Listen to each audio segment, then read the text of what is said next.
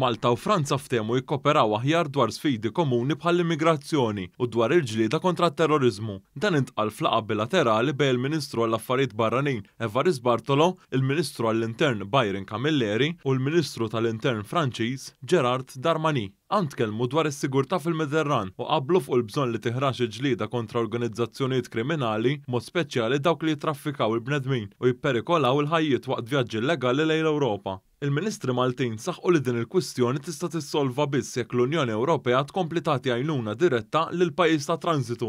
Iż-żewġ naħat iddiskutaw ukoll it-tisħiħ tal-proċess tal-ażil u r-ritorn ta' persuni lejn il-pajjiż tal-oriġini tagħhom f'każijiet li ma jkollhom bżonn protezzjoni. Iż-żewġ Ministri Maltin irrikonoxxew l-impenn ta' Franza biex Malta ma tħallix iġġor waħedha l-pis tal-immigrazzjoni, l-aktar fejn tidħol ir-relokazzjoni ta' migranti minn Malta. Malta u Franza qablu wkoll fuq l-importanza tar-rispett lejn xulxin u qablu li ż-żewġ pajjiżi għandhom jikkoperaw kontra t-terrorizmu.